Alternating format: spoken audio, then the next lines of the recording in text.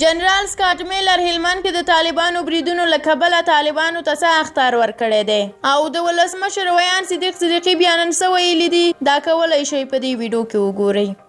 افغانستان کې د میشتو نړیوالو ځواکونو لوی قمندان جنرال سکاټ میلر ویلي دي چې په هلمند کې د طالبانو روانه جګړه له هغې هوکړې سرغړونه ده چې د قطر پلازمینه دوحه کې د دې ډلې او امریکا ترمنځ 13 فبروري میاشت کې لاسلیک شوی دی. نوموړي ویلي چې دغه بریدونه د افغان سولې پر روان بهیر او په دوحه کې پر روانو بین الافغاني مذاکراتو هم منفي اغیزې کولی شي.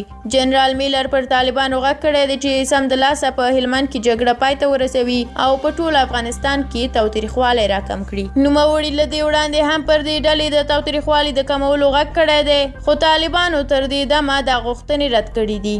او د دې ترڅنګ بیا بل لور ته د افغان ولسمشر ویاند صدیقي نن دوشنبه د اکتوبر 12 یو خبري غونډه کې وویل چې افغان حکومت پر هلمند د طالبانو بریدونه په جدیت محکوموي او د دې بریدونو معنا دا ده چې طالبان د افغانانو هغه غوښتنه نه مني چې د تلپاتې سولې لپاره یې لري. موږ د جګړې پر پای ته رسولو ټینګار کوو.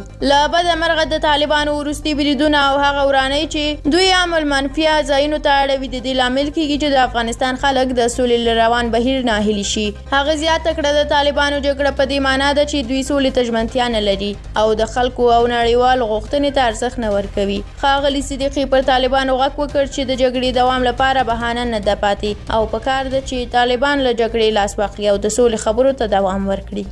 له تاسو مننه چې ویډیو تر پایه ولیدله. که مو دا ویډیو خوښه شوي وي نو لایک یې کړئ. د همداسې نورو ویډیوګانو د لیدو لپاره زموږ یوټیوب چینل سبسکرایب کړئ. تر بیا بلې ویډیو د خدای په امان.